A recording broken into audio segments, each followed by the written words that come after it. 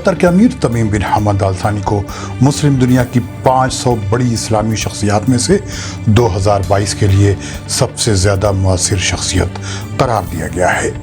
یہ رینکنگ اردن کے Royal centre for Islamic research and studies نے دی ہیں۔ یہ رینکنگ سیاست، علم و ادب، کلچر، اسپورٹس اور میڈیا کے میدان میں کاموں کی روشنی میں دی جاتی ہیں۔ دوسرے نمبر پر سعودی عرب کے فرمان روا شاہ سلمان بن عبدالعزیز اور تیسرے نمبر پر ایران کے مرشد اعلیٰ علی خامنائی ہیں۔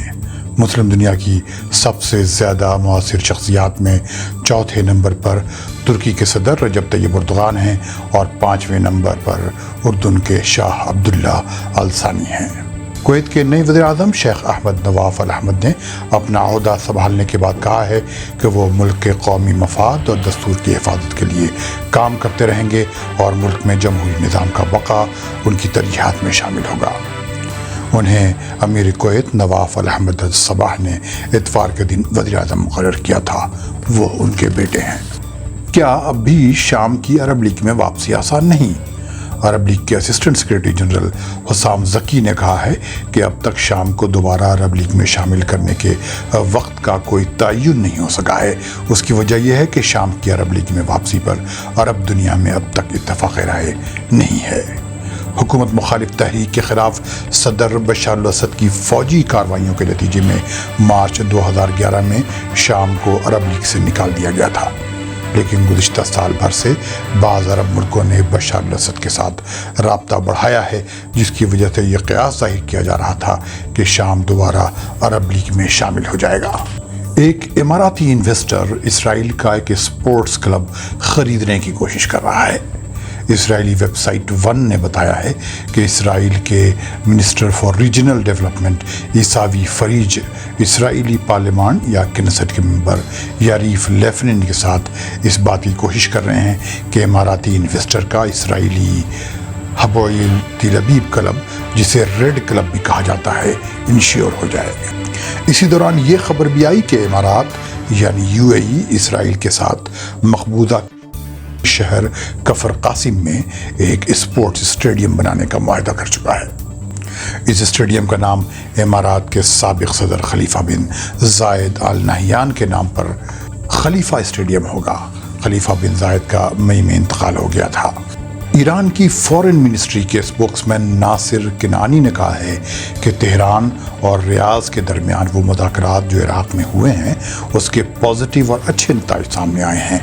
سعودی عرب اور ایران کے درمیان 5 مذاکرات عراق کے دارالحکومت بغداد میں ہوئے ہیں، جن کے ناصر کنعانی کی زبان میں حوصلہ افزا نتائج سامنے آئے ہیں۔ آپ نے ٹھیک ہی سنا، سعودی عرب اور ایران کے درمیان اختلافات کو حل کرنے کی بات چیت عراق میں ہو رہی ہے، یعنی بغداد اس علاقے کی 2 بڑی طاقتوں کا ایک قسم کا میڈیٹر یا میزبان بنا ہے۔ آگے تفصیل اسی بات کی کہ عراق اب بڑی سیاسی قوت بن کر ابھرا ہے اور پورے مڈل ایسٹ کی نظر اس پر ہے۔ آج منگل کا دن اور جولائی کی 26 تاریخ ہے۔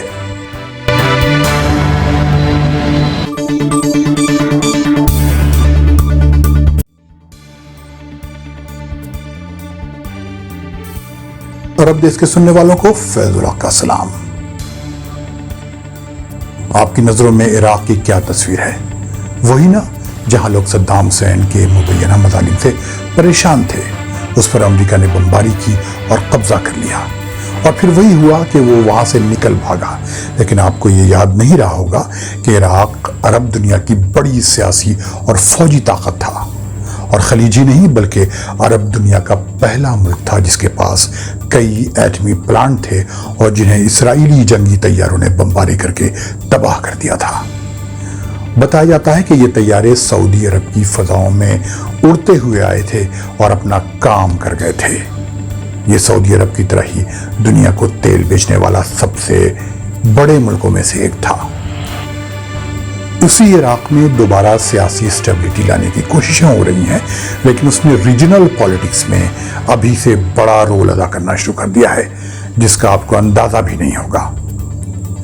اگر اس کی کوششیں کامیاب ہوئیں تو پورے مڈل ایسٹ کا سیاسی نقشہ بدل سکتا ہے۔ عراق ایک ریجنل میڈیٹر بن کر ابھرا ہے۔ وہاں سے خبریں آ رہی ہیں کہ وہ ایران اور سعودی عرب کے درمیان ہی میڈیٹ نہیں کر رہا ہے، بلکہ مصر، اردن اور متحدہ عرب امارات یعنی UAE کے ساتھ بھی ایران کی بات چیت کا اہتمام کرنے کے لیے اپنے ڈپلومیٹک رول کو بڑھا رہا ہے۔ اگر یہ کوششیں کامیاب ہو جاتی ہیں تو مڈل ایسٹ میں ایک کمپریہنسو ڈپلومیسی کا خلا پر ہو جائے گا اور ریجنل کوآپریشن کی نئی شکل ابھرے گی، اور اس ساتھ ہی ابراہمک اکارڈ کے تحت اسرائیل کے ساتھ عرب ملکوں کے رشتے استوار کرانے کی کوششیں بھی کمزور پڑ جائیں گی۔ مڈل ایسٹ میں علاقائی مسائل پر بات چیت اور متفقہ ایکشن یا اسٹینڈ کے لیے کوئی ایک پلیٹ فارم موجود نہیں ہے، جس کی وجہ سے کسی بھی مسئلے پر پورے علاقے میں یونٹی قائم نہیں ہو پاتی۔ حالیہ دنوں میں جس طرح ترکی اور متحدہ عرب امارات کے درمیان ایران اور سعودی عرب کے درمیان بات چیت ہوئی ہے، اس سے دو طرفہ یا بائی لیٹرل ایشوز تو حل ہوتے ہیں، لیکن ملٹی لیٹرل مسائل وہیں کا وہیں رہ جاتے ہیں۔ عراق کے اس ریجنل ڈپلومیٹک انیشیٹو نے اس خلا کو کم کرنے کی کوشش کی ہے۔ عراق کو عرب ایران بقائے باہم یا کو ایگزسٹنس کی چابی کے طور پر پیش کیا جا رہا ہے۔ سعودی عرب اور UAE دونوں عراق کے ساتھ اپنے دو طرفہ تعلقات کو بہت اہمیت دیتے ہیں، جبکہ مصر اور اردن نے 2019 سے اب تک 5 بار عراقی حکام کے ساتھ سیف فریقی ملاقاتیں یا ٹرائی پارٹائٹ ٹاکس کی ہیں۔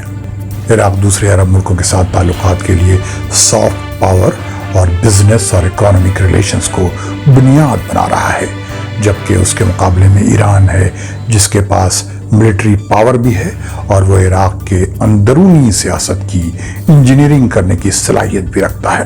لہذا عراق در حقیقت ایران اور عرب ممالک کے درمیان تصادم کا اڈا نہیں بن سکتا اور نہ وہ دونوں کی لڑائی میں کہیں پھنسا ہوا ہے۔ عراق اپنی اس طاقت اور کمزوری دونوں کا فائدہ اٹھا کر عرب ملکوں اور تہران دونوں کو یہ بتا رہا ہے کہ وہ دونوں کا مفاد ملحوظ رکھتا ہے۔ اس کا نتیجہ یہ ہے کہ اس علاقے کے ملک اسے قابل بھروسہ اور غیر جانبدار سمجھتے ہیں، جس پر ضرورت پڑنے پر مڈل ایسٹ کے ڈائلاگ میں میڈیٹر بنایا جا سکتا ہے۔ اس لیے بھی عراق علاقے کی کشیدگی یا ٹینشن کی حالت میں غیر جانبدار یا نیوٹرل بنا رہتا ہے۔ اس لیے وہ ٹینشن کم کرنے میں اہم کردار ادا کر سکتا ہے، اور شاید اسے اس ابراہمک اکارڈ کے لیے خطرہ مانا جا رہا ہے، جس پر دستخط کر کے امارات، بحرین اور مراکش نے اسرائیل کے ساتھ رشتے استوار کیے ہیں۔ اندیشہ ظاہر کیا جا رہا ہے کہ اسرائیل کے ساتھ مل کر یہ ممالک ایران مخالف ملٹری الائنس بنا سکتے ہیں، لیکن اب تک عرب اور مسلم دنیا میں یہ کوشش ناکام ہی ہوتی رہی ہے، بلکہ یہ سب تدبیریں الٹی بھی پڑتی رہی ہیں۔ اس کے برخلاف عراق کو عرب ملکوں کا بھروسہ اور اعتماد حاصل ہے۔ اس نے عرب دنیا کے ملٹی لیٹرل ڈپلومیسی میں وہ کام کر دکھایا ہے جس کی وجہ سے ابراہمک اکارڈ کے مقابلے میں عربوں کا بہتر متبادل ابھرتا نظر آ رہا ہے۔ عراق نے گزشتہ سال اگست کے مہینے میں دارالحکومت بغداد میں ایک کانفرنس کی، جسے Baghdad conference for cooperation and partnership کہا جاتا ہے۔ اس میں وہ تمام ممالک شامل ہوئے تھے جن کا تعلق عرب ایران کے درمیان کرائسس سے ہے۔ اس میں فرانس کے صدر ایمینوئل میکرون بھی شامل ہوئے تھے، اور اس کانفرنس کو امریکہ کی حمایت بھی حاصل تھی، کیونکہ عراق ایک ریجنل ڈپلومیٹک پلیٹ فارم بن کر ابھر رہا ہے۔ ابراہمک اکارڈ کے تحت جو جیو پولیٹیکل الائنس بن رہا ہے، اس کے مقابلے میں عراقی ڈپلومیسی سے ہونے والا پولرائزیشن زیادہ سیف اور کمپریہنسو مانا جاتا ہے۔ Quincey institute for responsible state craft کی فاؤنڈر ٹریٹا پارسی کا ماننا ہے کہ ریجنل الائنس کا یہ دونوں ماڈل ایک دوسرے کے اپوزٹ ہیں۔ ان کا کہنا ہے کہ ابراہمک اکارڈ بڑی حد تک مڈل ایسٹ میں مسد پر مسلط کیا گیا ہے، اور اس کے لیے امریکہ بعض ملکوں کے مفاد میں کام کر رہا ہے اور اس میں شامل ہونے کے لیے عرب ملکوں پر دباؤ ڈال رہا ہے، جبکہ عراق کی ڈپلومیٹک انیشیٹو اس علاقے کی اپنی ہے اور اندر سے ہی آئی ہے، اس کے ذریعہ اس بات کی کوشش کی جا رہی ہے کہ امریکی سیاسی اور فوجی مدد کے بغیر ہی اس علاقے میں امن و استحکام قائم کیا جا سکے۔ عراق نے کبھی بھی اسرائیل کے ساتھ کسی بھی قسم کا دو طرفہ رشتہ قائم نہیں کیا ہے، بلکہ وہ اسے دشمنی سمجھتا ہے۔ یہی وجہ ہے کہ عراق کے کردستان کے علاقے میں علیحدگی پسند تحریک کو اسرائیل کی حمایت حاصل رہی ہے۔ عراق کا ماننا ہے کہ اسرائیل ہی اس پورے علاقے میں عدم استحکام یا انسٹیبلٹی پیدا کرنے کا بنیادی سبب ہے، لہذا یہ بھی کہا جا سکتا ہے کہ عراق کے تازہ اقدامات دراصل علاقے میں اسرائیل کے اثر و نفوذ کو کم کرنے کی کوشش ہیں۔ اسی سال مئی میں عراق نے ایک قانون بنایا ہے جس کے تحت اسرائیل کے ساتھ تعلقات بنانا یا اس کی بات کرنا بھی جرم قرار پایا ہے۔ عراق کی پورے مڈل ایسٹ میں کوششوں کو پہلے سے زیادہ سنجیدگی سے لیا جا رہا ہے۔ ایسے میں جب اس پورے علاقے میں پہلے سے زیادہ سسٹینیبل ملٹی لیٹرل ڈپلومیسی کی ضرورت محسوس کی گئی ہے، اس پورے خطے کے ممالک عراق کے خلاف اسرائیل کے موقف کا خیال رکھیں گے تاکہ عراق اس علاقے میں ریجنل میڈیٹر کا رول ادا کرتا رہے، جس کی اس وقت سب سے زیادہ ضرورت ہے۔ یہی نہیں بلکہ عراقی کردستان کے علاقے میں اسرائیلی سرگرمیاں بھی ایران کے لیے درد سر ہیں، لہذا یہ سمجھا جا سکتا ہے کہ عراق کے لیے اسرائیل کئی طرف سے مشکلات پیدا کر رہا ہے، لہذا عراق کی عرب ایران ڈپلومیسی کو ابراہمک اکارڈ کے خلاف ایک بڑا چیلنج مانا جا رہا ہے اور اس کے پورے مڈل ایسٹ پر دور رس اثرات پڑ سکتے ہیں۔